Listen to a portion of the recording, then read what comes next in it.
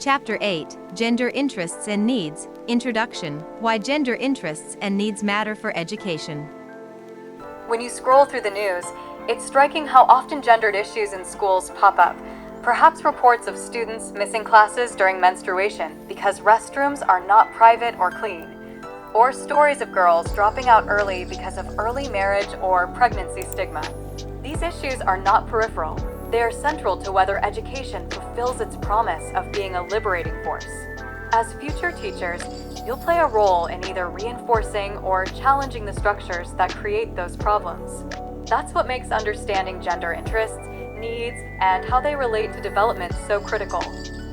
Gender interests. Gender interests are the concerns, goals, or aspirations that people develop because of the social constructions of gender. That is, because society expects certain roles, assigns certain responsibilities, and allocates power differentially by gender. Gender interests are not fixed. They evolve as people become aware of gender relations, as culture and policy shift, and as social mobilization occurs. To understand gender interests, it helps to draw on psychological theory too. Albert Bandura's social cognitive theory suggests that people have needs for competence, relatedness, and autonomy, among others. While Bandura does not talk directly about gender needs, those human needs are shaped by gender roles and expectations. For example, competence. A girl may want to be academically competent, but societal expectations, in certain contexts, might steer her away from STEM fields that constrains where she can satisfy her competence need. Relatedness. Being accepted, forming meaningful relationships. This may align or conflict with gender norms. For example, a boy showing emotional vulnerability might violate norms of masculine behavior, affecting belonging. Autonomy. Many people desire control over their decisions. When gender norms restrict choices over body, over life plans, over voice, that need is frustrated. Hence, gender interests often include things like wanting equal treatment, wanting freedom from stereotypes, wanting safety, wanting to choose one's path, education, career, relationships, without gendered constraint. In education, this might mean students wanting to learn in environments where their gender is respected, where curriculum reflects both genders, where they are assessed fairly, etc. Gender interests often precede articulation of gender needs.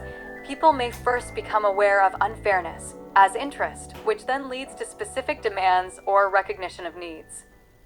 Practical gender needs, PGNs, and strategic gender needs, SGNs.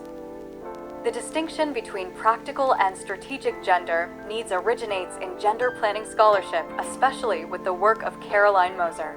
While interests are broad, gender needs are more specific. Caroline Moser, a gender planning scholar, introduced a useful distinction. A. Practical gender needs, PGNs. Definition: needs that arise from existing gender roles. Those things that help individuals manage their daily lives under the conditions that gender norms impose. They do not necessarily challenge the existing order of power between genders. Characteristics: often material or service-oriented, housing, health, water, restrooms, transport. Usually easier to perceive and articulate. For example, girls say, "We need private toilets," or "We need sanitary pads." Beneficiaries are generally those who perform the existing gendered tasks, often women, girls, caretakers. Meeting PGNs can improve quality of life, reduce barriers to participation, like schooling, but alone they may not transform gender inequality. Examples: practical gender needs in education/Philippines context. Adequate and separate restrooms for male, female, and non-binary students in schools. Clean water, menstrual hygiene management facilities. Safe transport for girls or teachers in remote areas. Nutrition and school feeding programs, especially for girls who may be nutritionally disadvantaged. Flexible scheduling or support for pregnant students or young mothers to continue school. Childcare support or care for siblings, so girls who are expected to do caregiving at home can attend school. Strategic Gender Needs, SGNs. Definition: needs that arise from gender inequalities built into power relations, social norms, and structures. Addressing SGNs requires challenging and changing existing roles, norms, legal rights, power, control, decision-making, autonomy.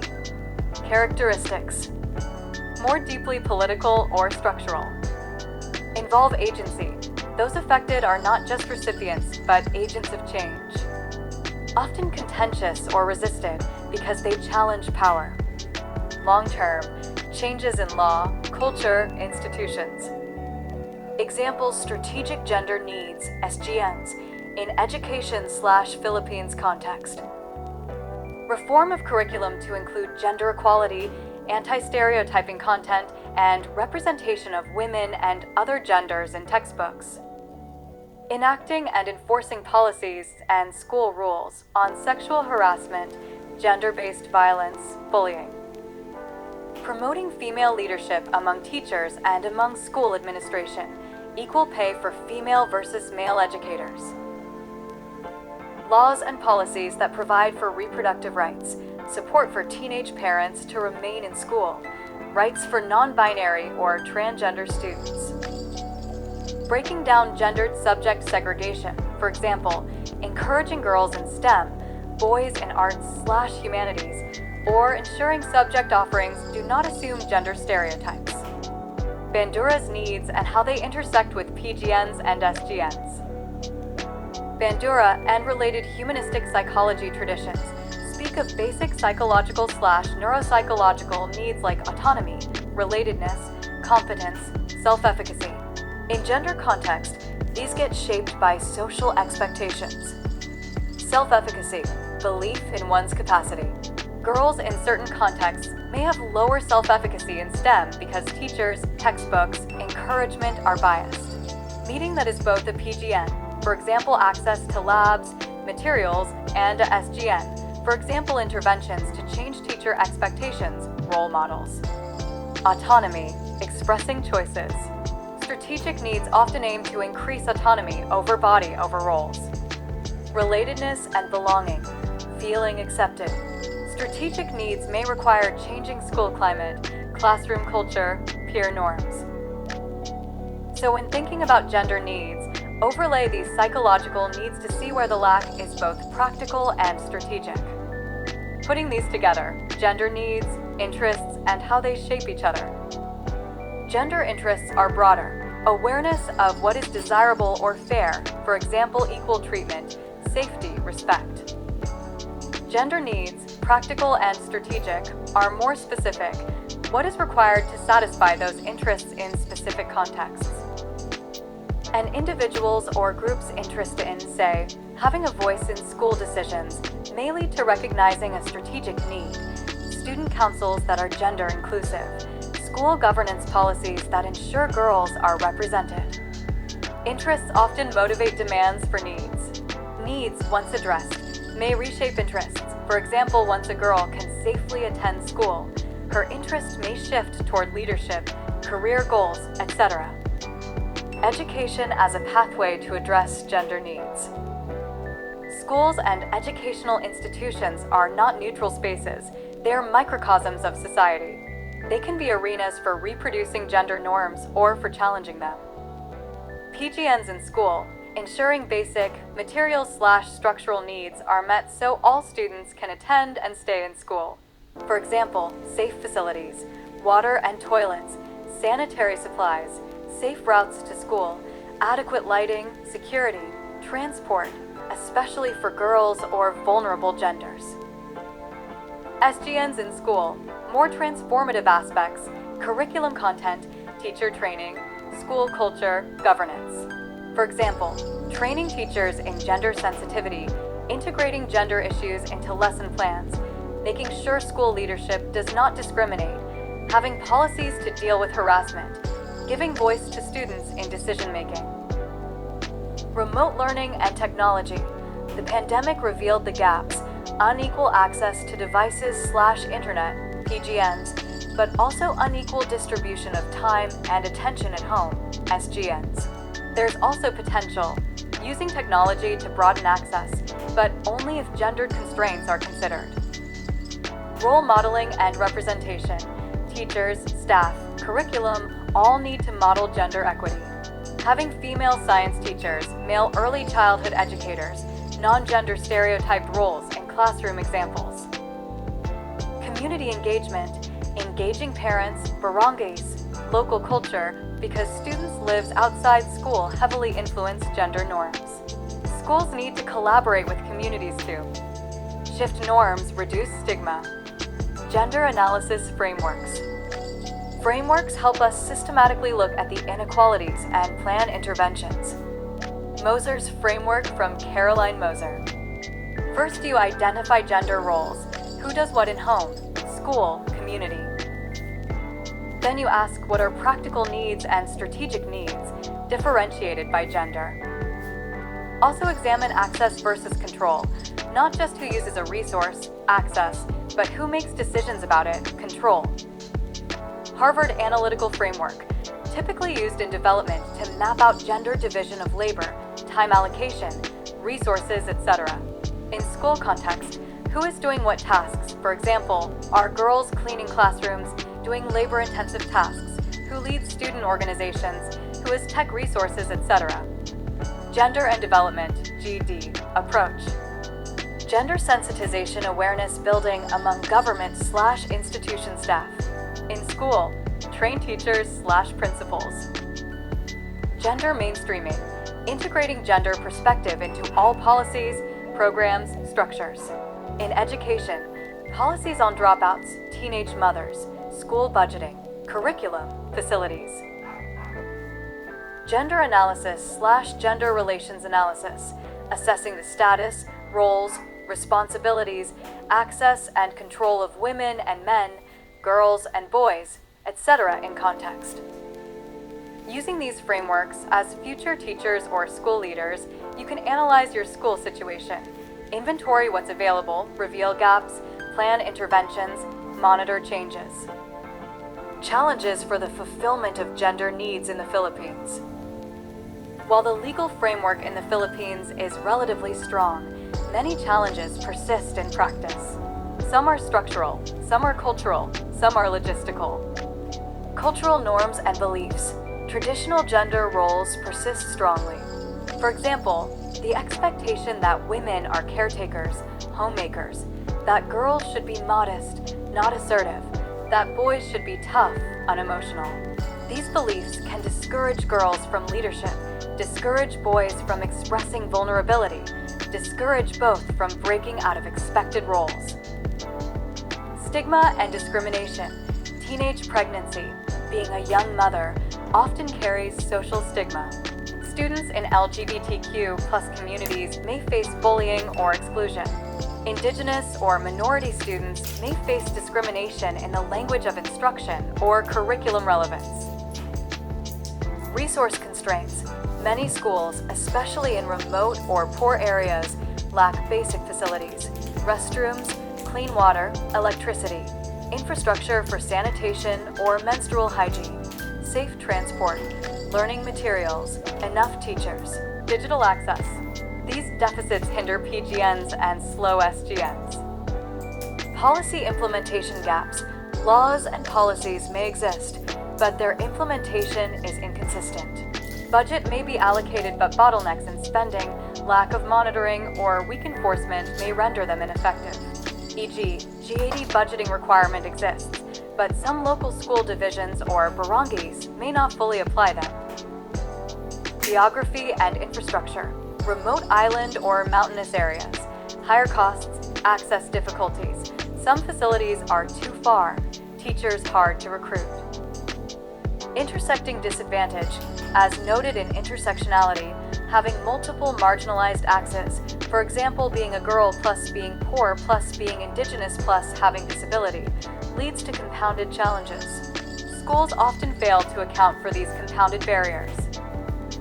Teacher attitudes and capacities. Teachers may not be trained in GED/gender sensitivity, may hold implicit biases, may not know how to implement gender-responsive pedagogy, may replicate stereotypes. Measurement and monitoring issues. lack of disaggregated data by sex, but also by gender identity, by region, by ethnicity, etc., weak tracking of outcomes, for example, how many students drop out due to gendered reasons, makes it harder to design responsive interventions.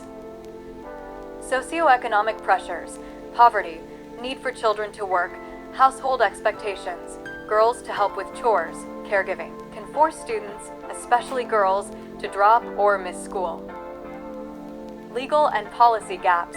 While many laws exist, some areas lack sufficient clarity or extension. For example, how pregnant/young mothers are supported, how transgender or non-binary students are accommodated, how sexual harassment in schools is addressed in school regulations, how private schools implement gender equality policies. The role of teachers as advocates. Teachers are uniquely positioned. They shape the learning environment, influence students' self-concept, interact with parents and communities, and can help shift norms. Here's how future educators can be powerful advocates for fulfilling both PGNs and SGNs. Self-reflection and awareness. Advocacy within the school system. Push for gender audits in your school. Review facilities, policies, curriculum for gender responsiveness. Participate or initiate gender and development planning in your school division or institution. Help ensure budget, programs, staff trainings are allocated for gender equity. Support school leadership in implementing laws and policies, for example, safe spaces, provisions for pregnant/young mothers. Inclusive pedagogy. Use teaching methods that avoid reinforcing stereotypes. For instance, avoid using examples only of male scientists or only women in caregiving roles. Encourage both boys and girls to participate fully in science labs, in sports, in class discussions, in leadership. Adopt classroom practices that recognize different backgrounds. For example, use reading/writing materials reflecting diverse gender, ethnicity, class. Safe and supportive classroom culture. Establish rules against bullying, harassment. Respond promptly to gendered harassment. Foster an environment where students can express themselves without fear, emotional expression, gender nonconformity, asking for help. Be responsive to students' practical needs. If a student misses school because of menstrual issues, what can be done? Partnership with community and policy engagement. Engage parents, barangay officials, local leaders to shift norms. If school policy requires changes, these may need community buy-in, for example, around menstrual hygiene or support for pregnant scholars. Be informed about relevant policies and legal frameworks, for example, the Safe Spaces Act, Magna Carta of Women, DepEd policies, so you can advocate or guide students properly. Role modeling. Teachers' own behavior matters. Equitable treatment, inclusive language, he or she/they, respect for students of different gender identities. Leadership among teachers, mentoring female teachers, supporting them to become heads, male teachers taking part in roles often viewed as feminine, early childhood, guidance, etc.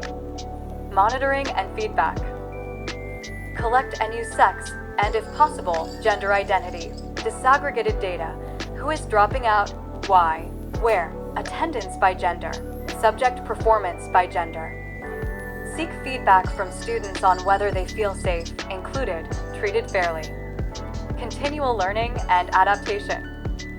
Stay updated on new policies, research, and local contexts. Be receptive to changing practices when new challenges arise. For example, remote learning revealed new gender gaps. Educators adapted methods. Conclusion. Understanding gender interests and distinguishing between practical and strategic gender needs isn't just academic, it's fundamental for creating educational environments that are just, inclusive, and empowering. Gender interests help us see what people aspire toward. Practical needs show us the immediate barriers. Strategic needs show what must change in the deeper structures of power, norms, and institutions. As future teachers, you have both opportunity and responsibility to address practical gender needs so students can attend, learn, and stay in school, and to push for strategic changes so that equality isn't just tolerated, but truly built into how schools function. We should be reminded that having policies or laws is only part of the solution. Without awareness, concerted action, capacity of teachers and institutions, monitoring, and community engagement, many gender needs, both practical and strategic, remain unfulfilled. Let's move forward with sensitivity, with analysis, and with commitment, not just to see what is, but to imagine and act toward what could be.